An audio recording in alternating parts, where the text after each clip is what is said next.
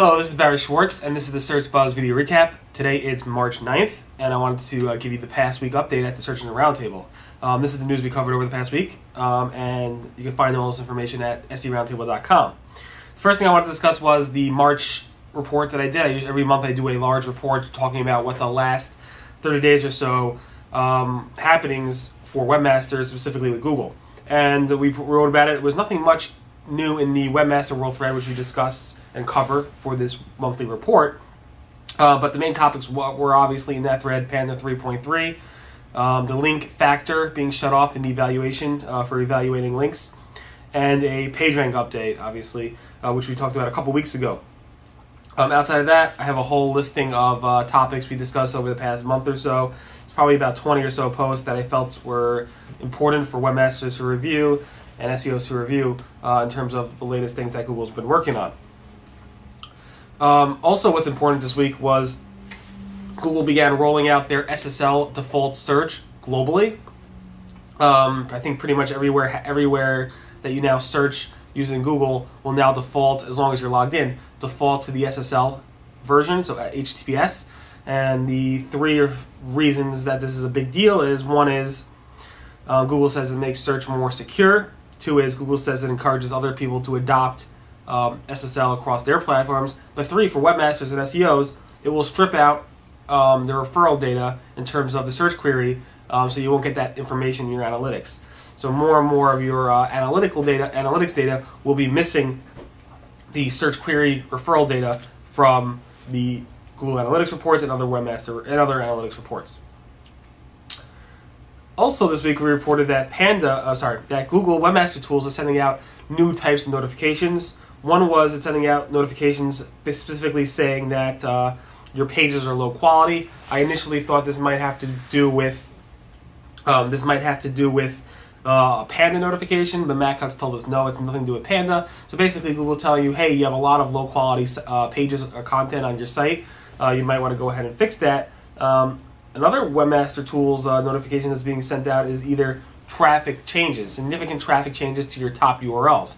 Google called this they term it a big traffic change for top URL, and this goes either way, either a big traffic change increase or a big traffic change decrease to one of your top pages. And Google wants to warn you, saying, oh, something's going on either with your SEO or whatever, to let you know that something significant happened. Google changed the search landscape a little bit this week by adding another factor for Google Plus in the Google search results. Basically, if you're logged into using Google Plus and you have friends using Google Plus, when one of your friends on Google Plus actually +1 something, like a search result, Google will then say, hey, this person actually +1 something, thank them. And I'll show you screenshots of how it looks like. When you hit thank them, it pops up the Google Plus share button with a limited share to those people who you want to thank. And it basically says, your +1 helped me find something on Google. Stuff like that.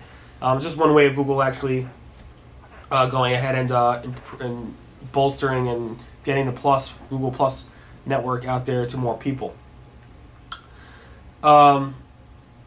Google made one of their first changes after the privacy policy change that actually uses that new privacy policy in order to help searchers. This change is basically, if you're logged into Google on your desktop and you do a search for a place, whatever that might be, let's say a certain museum, and then you go to your mobile device, either smartphone, iPhone, Android phone, and you go to the Google homepage and you're logged in, Google will show you a recent tab for the places that you searched for most recently. Google's rationale is that if you're searching for a place on your desktop, you might want that information on your mobile device for when you go travel to that place. So when you click on it, it will show you the address, it will let you map it, get directions, as well as either call them as well. So it's a pretty good new feature. I'm personally willing to give up my privacy in order to get that information. So recently, Google's been undergoing some crazy changes to their Google Places structure, database, and stuff like that. And because of that, a lot of people have been posting in the Google Places forum saying, why is it taking so long for me to update this and that and the other thing? So Vanessa from Google went ahead and did a post saying, now that these changes are taking place, let me tell you how long certain things typically take for updates. So she listed it out. The following things take days to update in Google Places. One is newly verified listings, business titles, addresses, phone numbers, website URLs, pin marker moves, descriptions, hours of operation, and categories. You make those changes to Google Places, it'll probably take a day or so. 2 is what takes a week or so when you upload photos or videos. That usually takes a week or so to process. And merged listings and duplicate listings take about several weeks to update. So there it is. We posted about that earlier this week. Another cool thing that happened this week was it was SMX West, Tiffany, went ahead and posted a slide saying how much their communication between webmasters and Googlers have increased over the past few months. And that slide shows that in the past 2 months, there were over 700,000 messages sent directly to webmasters through Google Webmaster Tools. Those messages include both manual and automated messages. I'm not sure what percentages are automated versus manual. I assume most are automated. But they do not include messages such as malware notifications, responses to generic reconsideration requests, or generic responses to more feedback forms. So it's pretty detailed. I mean, at this rate, Google will hit over 4 million messages to webmasters. And honestly, they haven't really hit that. I mean, last year they did about a little under 600,000 messages the whole entire year. And now we're at 700,000 messages just for the past 2 months. So it's pretty significant, and I really applaud Google for making these changes and to increasing the webmaster communication. Talking about webmaster tools, something that Bing had for a while and Google has not was basically user authentication within webmaster tools. Before, if you wanted to go ahead and add somebody else to your webmaster tools account and to give them access, you had to let them verify their account, which pretty much gave them full access to your webmaster tools account. They could remove the site, they could do whatever they want.